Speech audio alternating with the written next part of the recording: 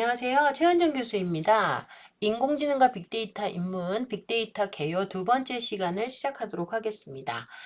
저희가 앞서서 넷플릭스의 사례에 대해서 설명을 했죠. 넷플릭스가 어떤 메릿을 갖고 얼만큼의 이제 사용자를 끌어들이고 있고요. 그 다음에 가장 주도적인 역할을 하는 추천 알고리즘이나 분석 데이터들에 대한 걸 봤습니다. 이런 넷플릭스가 빅데이터 기업으로 가는 의미가 있겠죠. 그런 의미를 한번 살펴보도록 하겠습니다. 제가 이제 앞서서 수업을 시작할 때 던졌던 질문 중에 하나죠. 넷플릭스는 어떤 회사인가요? 라는 질문이요. 영화사인가요? 아니면 배급사인가요? 방송사인가요? 플랫폼인가요? 뭔가 애매한 부분들이 많다라는 거죠. 그러니까 어떻게 보면 유튜브 같고 어떻게 보면 지상파 홈페이지 같고 어떻게 보면 또 배급사 같기도 하고 애매한 부분들이 많은데 결국은 기존의 산업의 형태로 설명하기 어려운 약간의 그런 기업입니다. 그런 의미에서 넷플릭스가 가는 첫 번째 의미는 내 표준의 해체라고 볼 수가 있습니다. 기존에 뭔가 스탠다드한 거를 해체시켜 버렸다는 거죠. 그건 이제 넷플릭스의 장르에서도 동일하게 볼 수 있습니다.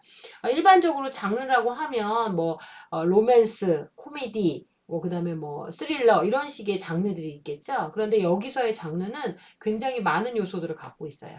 그러니까 뭐냐면 그만큼 시청자 수만큼의 장르가 존재한다라는 거죠. 뭐 지역 정보가 될 수도 있고 어떤 행동을 하는지 볼 수도 있고요. 그 다음에 여기 이게 어떤 반응을 보이는 건지 연령대가 어떤 건지 그 다음에 아니면 이게 어디서부터 나와서 어디로 가는 건지 어떤 것에 대한 건지라는 아주 새로운 형태의 이게 결국은 뭘까요? 네.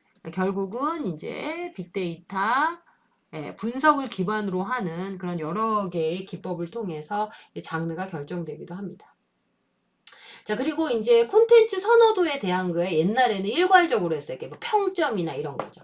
근데 솔직히 평점을 보면 이게 높은 건지 낮은 건지 평점이 높은 줄 알고 봤다가 이거 아닌 것 같다라고 하는 경우도 굉장히 경험을 많이 하셨을 거예요. 그리고 이 작품은 되게 좋은데 왜 이렇게 평점이 안 좋지? 뭐 평점 테러지라고 얘기를 할 수가 있는데요. 마찬가지예요.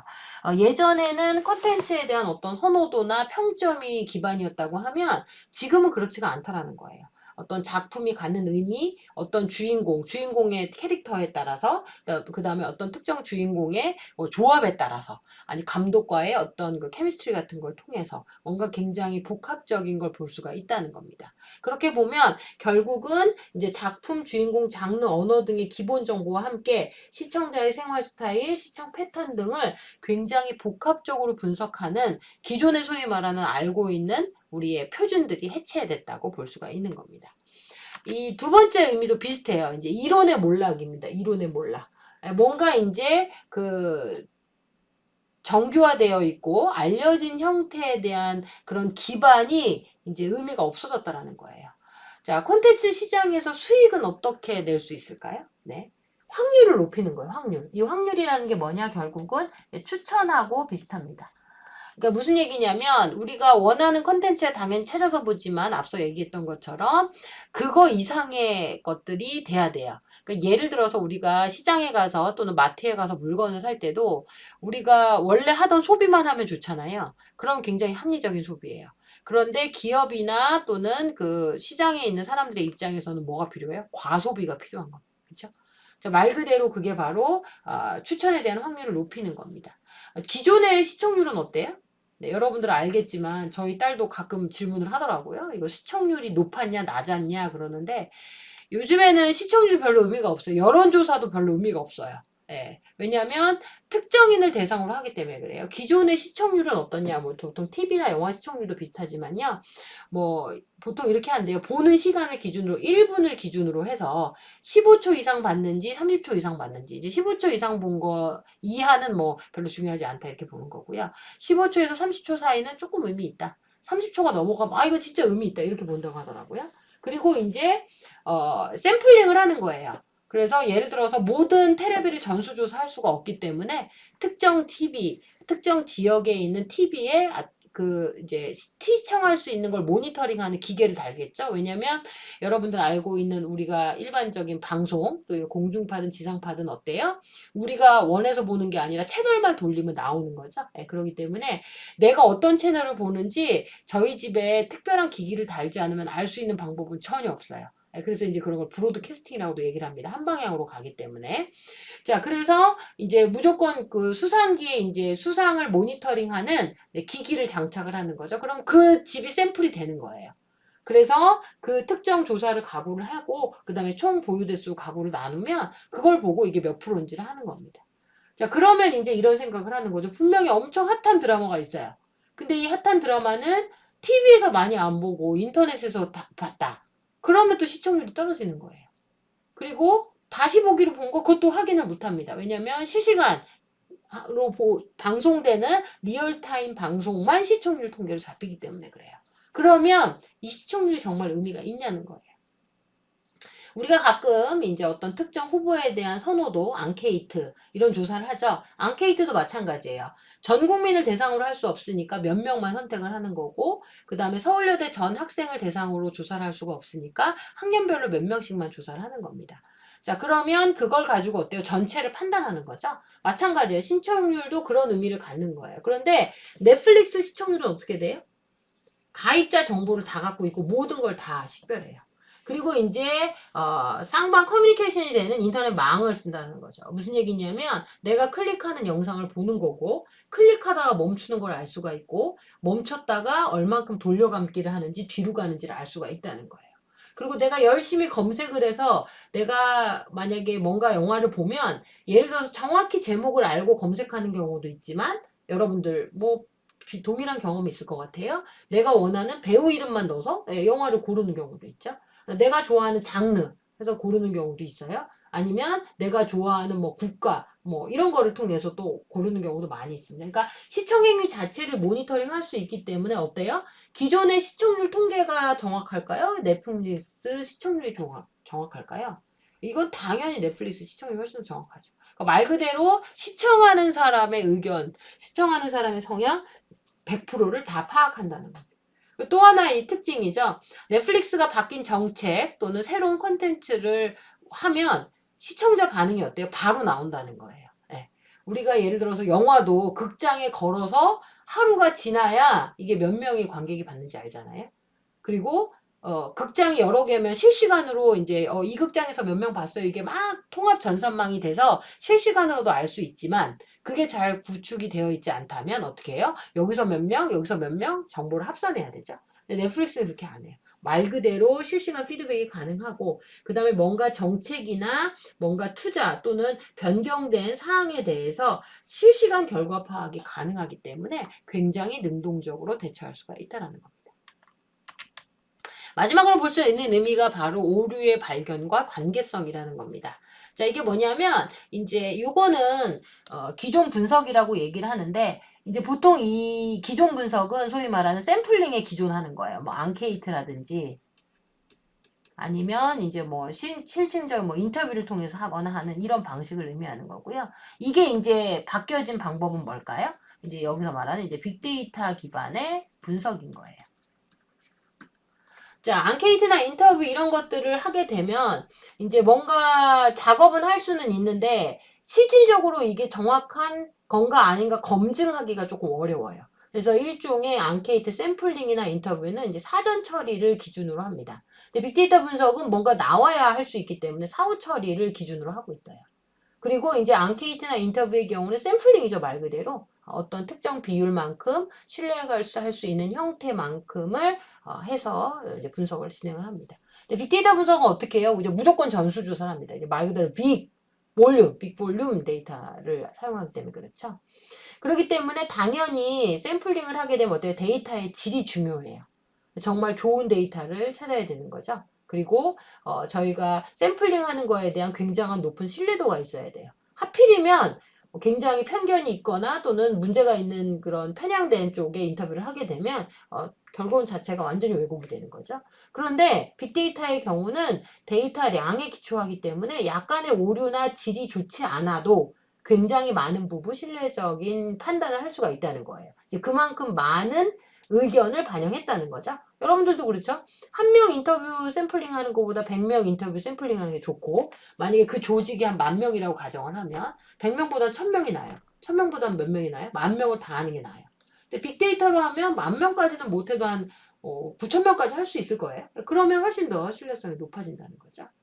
자, 그런 의미에서 기존의 앙케이트나 인터뷰가 갖는 기존의 분석 방식은 인과관계, 정확한 원인 결과를 알기를 원해요. 예를 들어서 시청률을 조사를 하면 이유가 있겠죠. 이 드라마가 핫한 이유는 뭘까? 아, 이거는 뭐 주인공들이 너무 요즘 좋은 주인공들이어서 그렇다. 아, 이 드라마는 각본을 너무 잘 썼다. 소재가 너무 좋다. 이렇게 하는 뭔가를 찾아내기 위해서 애를 쓰는데 솔직히 빅데이터 분석에서는 그걸 하기가 너무 어렵습니다. 그렇지만 결과로 견인하는 원인들은 많이 조사할 수가 있어요. 그래서 인과관계보다는 상관관계. 인과관계는 정확히 원인과 결과를 보여주지만 상관관계는 이런 게 영향이 있을 수다 있는 겁니다. 예, 그런 쪽에 좀 더 포커싱을 맞추는 겁니다. 그러니까 이제 쉽게 말하면 이제 이런 거죠. 그러니까 작년 겨울에 비해서 금년 겨울에 난로가 굉장히 많이 팔린 거예요. 전열기구가. 전열기구가 많이 팔리면 어떤 생각을 해요, 여러분들이? 아, 이번 겨울은 추웠나 보다 이렇게 생각을 해요. 왜 전열기구가 많이 팔렸으니까요. 인과관계죠. 그런데 되게 재밌는 게 금년 겨울은 작년 겨울보다 아니 기온이 평균 기온이 훨씬 높은 거예요. 그럼 뭘까요? 인과관계가 아닌 거예요. 좀 말도 안 되는 얘기지만 알고 봤더니 이번 전열기 모델이 BTS인 거죠. BTS의 수많은 팬들이 춥지도 않지만 전열기를 엄청 구매를 한 거예요. 그러니까 결국은 우리가 대부분 인과관계를 원하지만 대부분의 경우는 상관관계가 많고 그리고 상관관계를 유추하더라도 그거 자체로도 의미가 있다라는 거예요. 결국은 주로 온도와 전열기의 관계를 볼 수는 없지만 이게 모델을 누구를 선택하느냐에 따라서 굉장히 소비나 또는 마케팅이 달라질 수 있다는 유의미한 결과를 또 뽑아올 수 있다는 겁니다. 그래서 그런 것들의 차별성, 결국은 그런 오류들이 발견이 된다는 거예요. 그래서 예전에는 맞다고 생각한 게 이제 틀리는 겁니다. 이제 여기서도 이제 예를 들면 이런 거죠. 기존에 이제 넷플릭스라든지 이런 그 영화 배급사나 이런 데서 가장 터부시하는 데가 어딜까요? 불법 공유 사이트예요.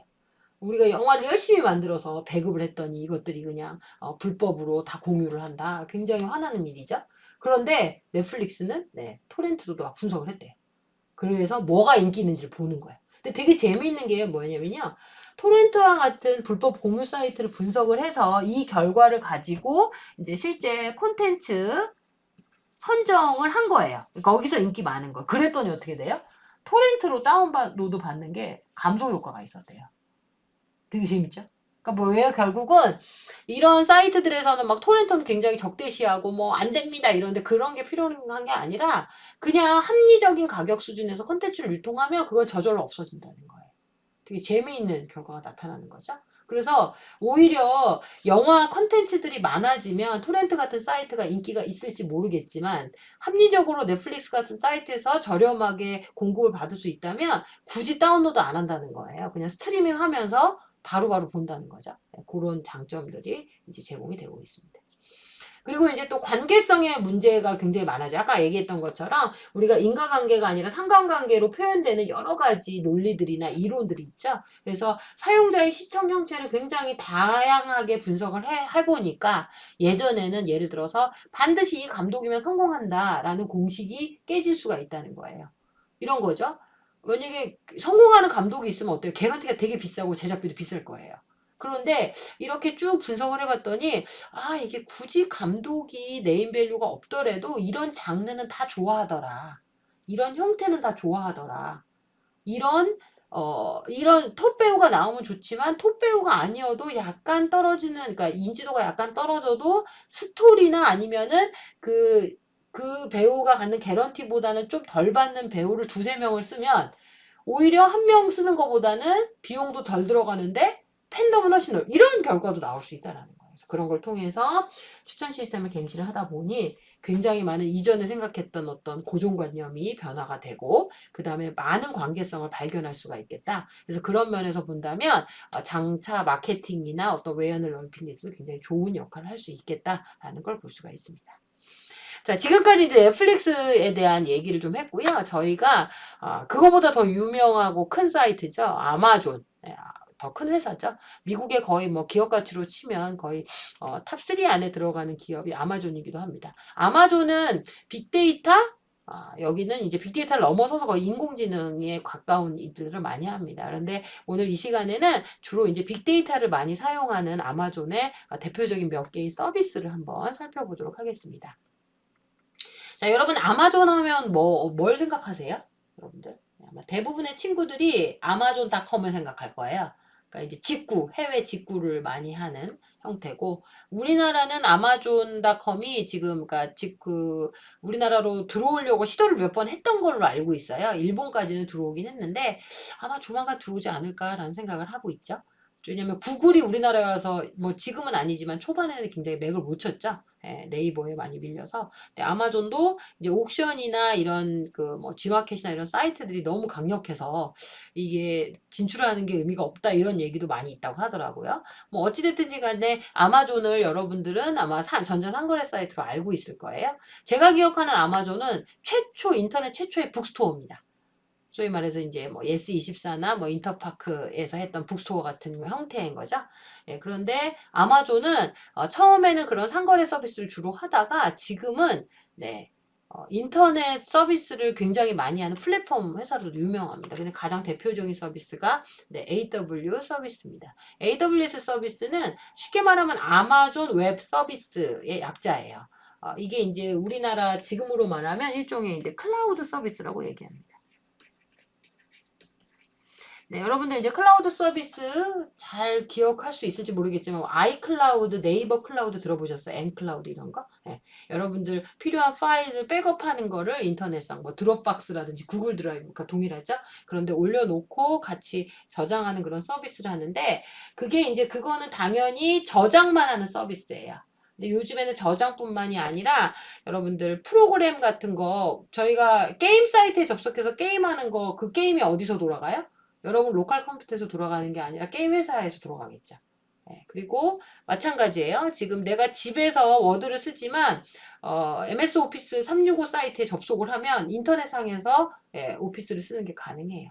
그 다음에 뭐 구글 닥스도 마찬가지고요. 그러니까 뭔가 이런 네트워크 상에서 하는 모든 서비스들을 다 클라우드 서비스라고 부릅니다. 그런데 AWS에서는 그런 저장 서비스도 해주지만 소위 말하는 여기에 해당하는 서비스를 다 해줘요. 예를 들어 데이터 수집 서비스, 데이터 저장하는 게 여러분들이 알고 있는 일반적인 드라이브 서비스들입니다. 그 다음에 분석 서비스, 시각화 서비스까지 다 지원이 됩니다. 여기서 이제 가장 대표적인 데이터 분석 서비스가 바로 여기에 해당하는 이제 빅데이터 분석 서비스가 여기에 해당이 됩니다. 자, 분석에서는 뭐 여러 가지 분석이 있겠죠. 그냥 기본 빅데이터 분석도 있고요. 여기 보이시는 것처럼 뭐 머신러닝이라든지 뭐 딥러닝이라든지 여러 가지 서비스들이 제공이 되고 있습니다. 그래서 실제 그 아마존 그 웹 서비스에서 분석 서비스를 제공을 하고 있고 그런 많은 서비스들을 어디에 적용하냐? 마케팅에 되게 많이 적용을 해요. 마케팅이나 아니면 데이터 분석, 사용자의 성향 분석 이런 소위 말하는 경영이나 또 세일즈 관점에서 많이 사용하는 것 중에 하나가 분석 서비스입니다. 자, 아마존에서 제공하는 이런 그 분석에 관련된 마케팅에 좀 더 특화된 서비스가 있어요. 이게 이 AWS는 조금 사용하기가 약간 어렵고요. 전문가들이 많이 쓰는데 일반인들도 많이 쓸 수 있도록 제공되는 서비스가 바로 아마보지라는 서비스입니다. 이제 아마존 이제 CEO가 이런 말을 했다고 그래요. 데이터 is king at 아마존. 데이터의 왕은 아마존이다 라고 얘기를 했대요. 아마봇은 이제 용어에서도 아시는 것처럼 아마존 플러스 로봇의 약자입니다. 자, 이거는 뭐냐면 보통 대부분의 사람들이 이런 데이터 분석을 요구하는 경우는 소위 말하는 밸류의 문제, 그러니까 가치를 창출하는 문제에서 많이 써요. 그게 가장 이제 많이 쓸 수 있는 게 상거래에서 적용을 하는 거죠. 이제 알다시피 온라인 스토어들이 되게 많아지고 전자상거래가 많아지니까 이제 소규모 형태의 상점들이 많이 생겨나고 있어요. 근데 그런 상점들이 고객 분석이나 이런 걸 해야 되는데 그게 쉽지가 않습니다. 그래서 그런 걸 하기 위한 서비스를 이제 제공하는 게 이제 아마봇입니다. 아마봇은 전 세계 소비자의 클릭 스트림은 뭘까요? 마우스로 클릭하는 거를 쭉 이 시나리오처럼 연결한 거예요. 그러니까 예를 들어서 내가 단순히 물건을 샀다. 제가 오늘 어떤 사이트에 들어가서 생수를 샀어요. 근데 생수를 샀는데 제가 A 회사 생수를 샀어요. 그러면 얘는 A 회사 생수를 좋아하는구나 라는 건데 저는 원래 그 전에 생수를 클릭하기 전에 탄산음료를 열심히 클릭했어요. 너무 탄산을 사랑하기 때문에. 근데 클릭하면서 생각한 거예요. 이걸 먹으면 몸에 안 좋을 거야. 그래 그냥 생수를 사자. 생수를 클릭했어요. 결국은 뭐예요? 제가 생수를 좋아하는 게 아니라 건강을 생각해서 생수를 선택했다라는 거. 그러면 탄산음료를 계속 클릭하다가 생수를 선택한 저에게 가장 최적의 소위 말하는 추천은 뭘까요? 탄산수를 추천하는 겁니다. 그쵸? 탄산수를 추천하면 아마 생수보다 비싸도 제가 샀을 거예요. 근데 그것까지 미처 몰랐다는 거죠. 그래서 결국은 클릭 자체를 보는 게 아니라 클릭 스트림을 보는 거예요. 그러니까 인터넷을 하면서 수행한 모든 행동 정보를 보는 겁니다. 그거를 실시간으로 학습하고 분석해주는 걸 해요. 근데 이거에 대한 데이터셋을 어디서 또 얻냐면 아마존닷컴에서 얻는 겁니다. 아마존닷컴에 사용자가 접속을 해서 어떤 물건을 검색을 하고 그 다음에 특정 검색한 물건을 최종 구매까지 이르는 전 과정을 다 모니터링을 해주는 겁니다. 그렇게 되면 어때요? 어떤 고객의 취향 분석이라든지 이런 게 가능하다라는 거예요. 그래서 실제 그 아마존에서 이런 걸 해봤더니 추천에 의해서 하는 게 한 13% 정도. 그러니까 추천을 한 10개를 하면은 한 특정 상품을 보면 한 100개의 그 고객들이 보면 13명은 골랐다는 거죠. 이게 국내 기준으로 했을 때는 6.2%예요. 거의 2배 가까이. 이제 굉장히 높은 비율입니다. 그래서 결국 뭐죠? 전자상거래 입장에서의 추천은 진짜 수익률이에요. 우리 영화 시스템이나 컨텐츠 시스템, OTT 서비스에서 추천이 수익하고 마찬가지인 것처럼 여기 전자상거래 추천도 수익 창출과 같습니다. 그래서 이런 아마봇을 이용해서 사용자의 어떤 취향을 분석해주는 또 유료화된 서비스들, 무료화된 서비스들이 많이 있습니다. 잠깐 소개를 해드리면 앰플리튜드, 믹스패널, 비긴이라는 그런 서비스들이 존재를 합니다. 그래서 내용을 보시면 다 모바일이나 웹 고객 행동 분석이에요. 고객 추적, 그 다음에 온라인 쇼핑몰 마케팅 자동화 솔루션입니다. 자, 세 개의 사이트 중에서 비긴 사이트만 한글로 정리가 되어 있습니다. 자, 이 사이트는 이제 그만큼 이제 일반적으로 사용이 된다라는 얘기로도 볼 수가 있겠죠. 예, 그래서 그만큼 여러분들이 한번 들어가 보면 알 수가 있어요. 예, 대부분이 사용자들의 어떤 그 이동선, 그러니까 소위 말하는 클릭 스트림을 다 제공을 해주고요.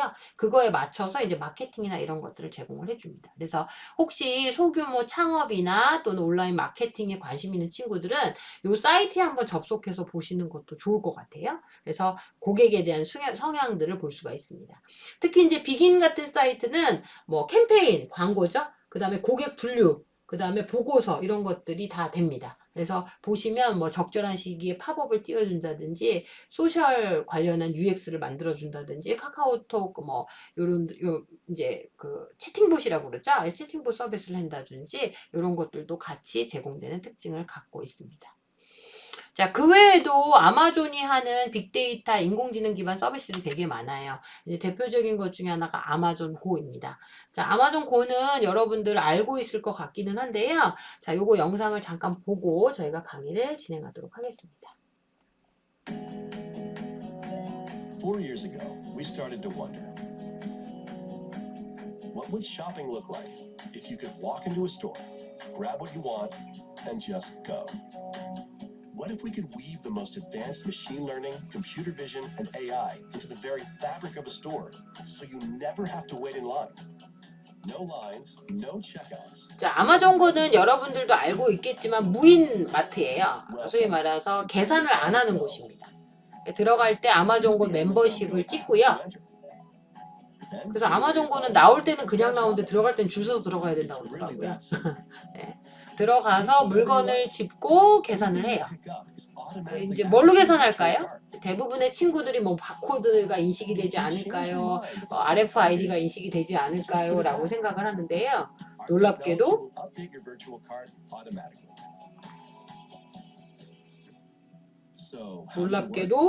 컴퓨터를 이용을 합니다. 컴퓨터 비전이라는 거, 그러니까 CC 카메라를 통해서 A라는 고객이 들어와서 컵케이크를 집었다 놨다. 결국은 이 A라는 고객은 사발면을 집어넣었다. 카메라로 다 판독합니다. 굉장히 높은 수준이죠. 그래서 실제적으로는 아마존 고는 안에 들어가는 사람의 수가 정해져 있대요. 너무 많이 들어가면 처리를 못한다는 얘기겠죠. 이제 원래 목표는 이제 무인마트가 줄 안 쓰고 체크아웃 안 하고 그런 대로 이제 알려져 있지만 실제로는 아마존고는 이제 소위 말하는 마케팅 관점에서 만들어진 곳이기도 합니다. 이게 뭐냐면 이제 카메라 비전, 소위 말해서 어떤 소비자들이 어떤 연령대의 사람들이 어떤 제품을 사는지를 모니터링 하는 데 더 포커싱을 맞췄고요. 이제 또 하나 아까 말씀드렸던 것처럼 제가 탄산 음료를 사고 싶어서 고민하다가 물을 샀잖아요. 그러면 결국은 내가 좋아하는 건 물이 아니라 탄산 음료잖아요. 그것처럼 마트에 가서 물건을 살 때도 마찬가지예요. 제가 이제 콜라 앞에서 막 고민을 하다가 결국은 생수를 집어들면 이제 생각을 하는 거죠. 아, 저 고객이 왜 그랬을까? 아, 원래는 콜라를 좋아하는 고객인데 뭔가 이유가 있어서 물을 선택을 했겠구나. 건강 문제일까? 아니면 가격 문제일까? 이런 생각을 할 수 있다는 거죠. 그러면, 아, 다음에 이 고객한테는 그러면 뭐 칼로리가 낮은 탄산 음료를 추천해 볼까? 아니면 탄산수를 추천해 볼까? 이런 생각을 하는 겁니다. 그리고 어떤 트렌드로 하는지를 이제 볼 수가 있는 거예요. 보통 마트에서 이게 인기 있는 식품이나 또는 제품을 보려면 어느 정도 판매가 되고 나서 알 수가 있죠. 근데 이건 말 그대로 컴퓨터 비전으로 실시간으로 처리하기 때문에 정말로 뭐가 인기가 있고 없는 거를 다 알 수가 있다라는 거예요. 그래서 그런 부분에 따라서 훨씬 더 수익을 높일 수가 있다라는 겁니다. 그리고 마찬가지래요. 이제 진열대에서 집을 때도 좀 생각 없이 많이 과소비를 하게 되는 경향도 있지만 우리가 계산할 때 계산대 올려놓잖아요, 물건을. 그러면 그 순간 필요 없는 건 몇 개를 뺀대요. 근데 대부분의 경우 아마존고에서는 못 뺀다는 거죠. 왜냐면 가방에 넣고 그냥 나오니까. 그래서 굉장히 조금 더 많은 소비가 일어난다고 하더라고요. 그리고 이제 미국 같은 경우는 워낙에 인건비가 비싸기 때문에 도난사고나 이런 게 어려운데 오히려 컴퓨터 비전을 이용하니까 도난사고도 방지하고 제품 재고 관리도 됐다. 매장 관리 인력이 감축이 됐다라고 보는 거죠. 근데 생각해보세요, 여러분. 처음에 아마존고를 여는 거는 사람이 있는 가게를 여는 것보다 훨씬 더 많은 비용이 들어갔겠죠. 예, 컴퓨터도 다 설치하고 망도 깔아야 되고. 근데 이제 그게 지점이 생기면 생길수록 어때요? 가격이 점점 떨어지는 거겠죠. 여러분들 마찬가지예요. 요즘에 이제 식당이나 가게를 가면 키오스크에서 주문을 하잖아요. 그 기계가 뭐 대당 한 200만 원 내외라고 하더라고요. 200만 원이면 거의 한 사람의 한 달 인건비예요. 그런데 그걸 한 대만 놔요. 뭐 큰 데는 막 두세 개씩 놓잖아요. 근데 결국은 한 달이 지나면 거의 사람을 고용한 것과 비슷한 돈의 형태가 세이브가 계속 된다는 거죠. 그런 부분들이 생겨요. 그래서 그런 비용적인 절약이 됐다라는 거.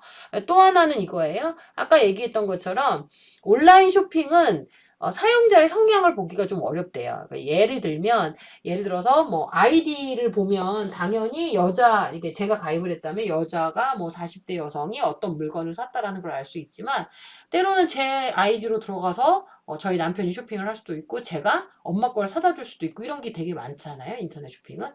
근데 오프라인은 대부분이 본인 물건을 사는 경우가 더 많다라는 거예요. 그리고 뭔가 고민하는 것도 많고 그러면 실제 어떤 선호도가 있는지를 알 수가 있다는 거죠. 그러면 비슷한 형태의 제품이어도 비슷한 종류라도 선호하는 제품을 알 수 있다라는 거예요. 그러면 그걸 어디에 적용하냐? 아마존은 아마존 오프라인 매장의 정보를 온라인, 오토처럼 온라인 매장으로 저장을 하는 거고, 또 하나 이제 아마존이 갖고 있는 놀라운 플랫폼 중에 하나가 알렉사라는 플랫폼이에요. 이 알렉사가 여러분이 알고 있는 것처럼 뭐 빅스비나 CD처럼 인공지능 솔루션입니다. 비서, 어시스턴트를 하는 거죠. 이 알렉사의 기본 데이터로도 들어간대요. 그래서 예를 들어서 뭐 물을 주문한다 그러면은 좀 선호도가 높은 물, 그다음에 아마존닷컴에서 좀 더 잘 팔리는 물 이런 식으로 하는 거죠. 그러니까 결국은 온오프 라인에 있는 모든 데이터들을 종합해서 조금 더 효과적인 마케팅, 그다음에 효과적인 데이터 분석 같은 걸 하겠다는 게 기본적으로 아마존의 목표이기도 합니다. 그래서 결국은 아마존은 커다란 의미에서 봤을 때는 아까 보여드렸던 것 같은 웹 서비스 같은 컴퓨터, 클라우드 기반의 컴퓨팅 서비스도 하고 있지만 또 하나 소위 말하는 상거래 쪽에 이제 일종의 공용 서비스를 하고 있는 거죠. 그래서 온라인 사이트, 그다음에 오프라인 사이트, 그다음에 그걸 연결해주는 음성으로 주문을 하고 이제 받는 거. 주문할 때 막 구체적으로 안 하잖아요. 물 사줘 이러지. 어떤 브랜드에 어떤 물 사줘, 싼 거 사줘 이런 얘기도 안 하거든요. 그런 것 때문에 같이 연동해서 말 그대로 이제 정말 온오프라인을 망라하는 형태의 이제 마케팅을 하고자 하는 게 아마존의 목적이기도 하죠. 네. 자, 오늘은 저희가 저희 수업에서 빅데이터 개요에 해당하는 기업 사례 2개를 살펴봤어요. 그래서 넷플릭스의 다양하고 재미있는 사연들, 그 다음에 이제 우리 아마존의 이야기도 했습니다. 여러분들이 아마 이런 거 말고도 굉장히 많은 사례들이 있어요. 한번 인터넷에서 뭐 빅데이터 기업 사례, 빅데이터 미국 사례, 국내 사례 이런 거 찾아보시면 굉장히 많이 있으니까요. 한번 찾아보시고, 그리고 이런 것들을 통해서 우리가 어떤 사업이나 또는 어떤 그 부가가치를 얻기 위해서 정말 이 데이터가 얼만큼 중요하고 얼만큼 많은 의미를 갖는지를 다시 한번 깨달아 보셨으면 좋겠습니다. 자, 그러면 오늘 강의는 여기서 마치도록 하겠습니다. 감사합니다.